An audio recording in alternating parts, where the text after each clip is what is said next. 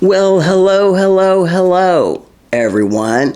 You've reached the straight edge where I, Sam Peterson, an old gay trans man with mediocre teeth, talk with you about knives. And why? Because why not? Because you love them and I love them, and that's all I gotta say about that. Lines, please. Oh, here it is. Boy, oh boy, have I got some good stuff for you today. Hello, fiends. Let's start with the incredible, the elite, the sumptuous, yes, I said sumptuous, Urban EDC Miso, a knife that's named after a fermented soy-based soup. And you know what?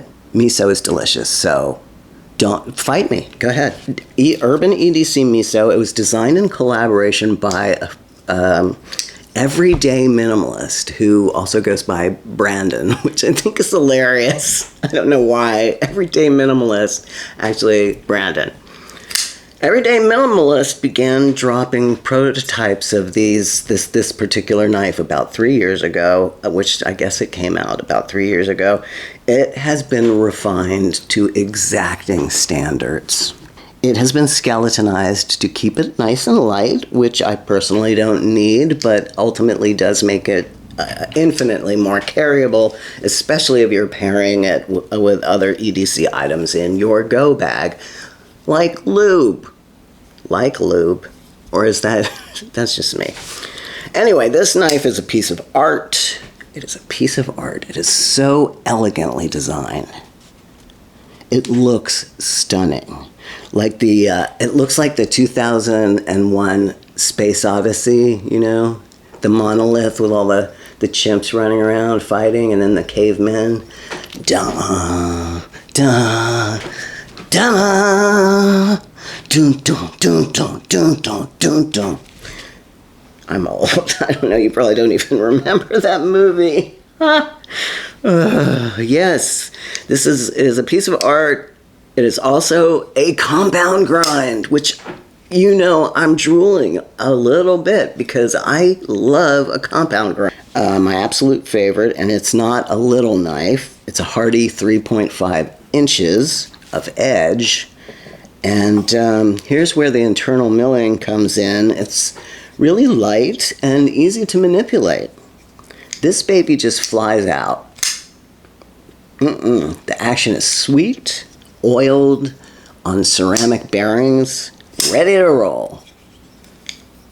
The black wash too. This black wash is so nice. It's just, you know, it doesn't look like all lacquered like some of the PVD stuff does. It, you know, it looks really heavy and painted. This has a really nice kind of matte black appearance that I love. It's so striking, and it's Magna Cut, people. Magna Cut.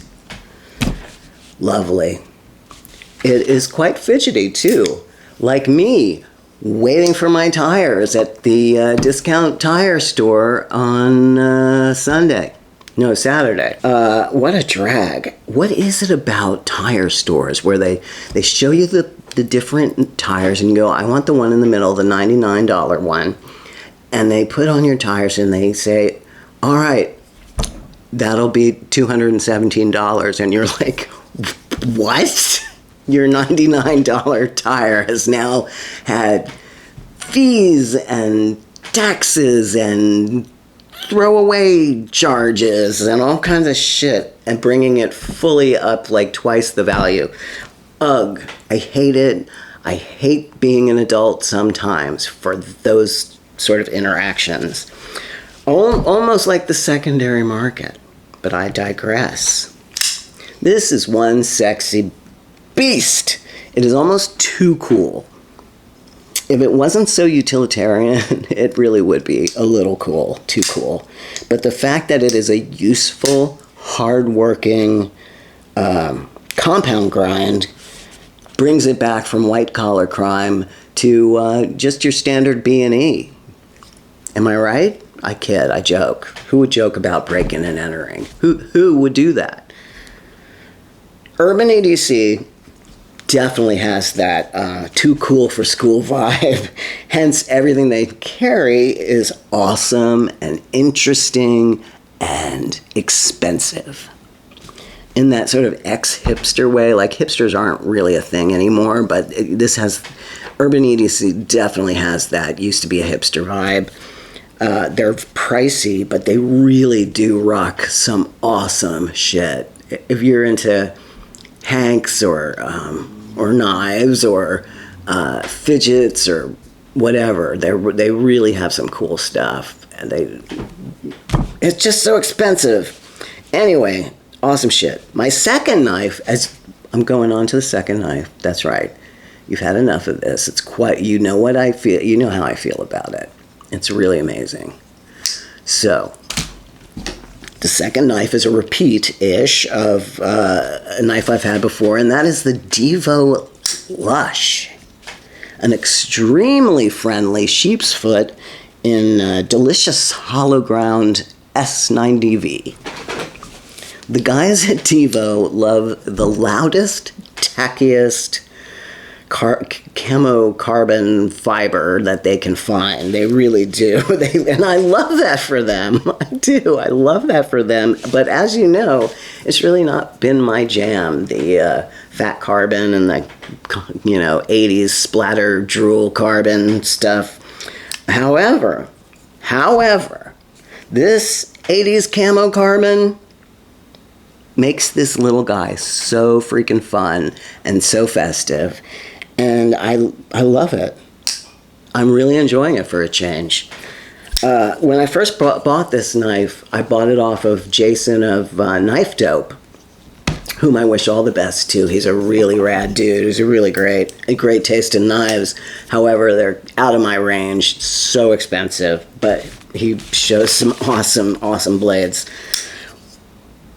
It was from a pass-around group, so it didn't come with any treats, not even a box. That's what he said. I don't know what that means, but I'm saying it anyway. Every time this has shown up on the secondary market, I have been yearning a little, and so my memory of this knife is that it is built for EDC work. It is a fidgeter's delight.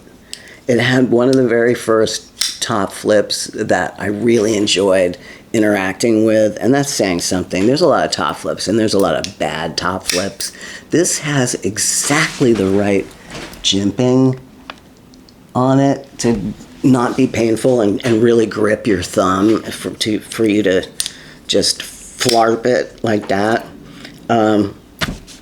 It's just designed really well. It's deceptively simple, but when you interact with it, you can feel that a lot of thought has gone into making this knife, designing this knife. And that's what I love about Divo knives. They're a working man's thoughtful blade. The Lush is great. Also, the name Lush throws me back to like 1987 or 80, I don't know, mid-80s, when I was introduced to these painters, these artists. They were twins, Michael and Mark Clark, and this was at a bar, like at their opening or something, and I said, "I love your work, Michael Clark." That's what I said. Needless to say, I haven't had a taste of alcohol since about 2004, if not earlier. I can't recall, and that's probably from alcohol damage. Anyway, the Divo Lush is a great pocket knife, and at $199 retail, it is not inaccessible. It's not cheap, but it's worth every penny of that price, unless of course they're sold out, which does happen. But I have a feeling they'll be running this one again. I think it's pretty popular. I love it. This one was a trade, which is another way of getting new-to-me knives, which I love. I love this trade thing. I don't like people overpricing their knives. I do not appreciate people who buy knives just to sell them on the secondary market, marked up. That is not scholarly, it is not gentlemanly, it's not gentle-personly, it is rotten. And that's all I'll say about that. This is a bolster lock with a fuller that runs the length of the blade, And that makes it extremely easy. That was me. To flick. That's dope. It's a 2.75 inch edge on a 3-inch knife blade. This is a nice, manageable pocket knife. I see that the OEM was concept, which is why I couldn't guess who built it. I was feeling it up. That's what he said. Like a fiend. This doesn't feel like a Kubi. It doesn't feel like a Best Tech. It feels like a concept, which I never would have guessed. But anyway, I'll see you later, friends. I love you. Goodbye. I really do. Bye. Oh, you should get one of these if you have a cat. It's really quite a sensation. Love you. Bye.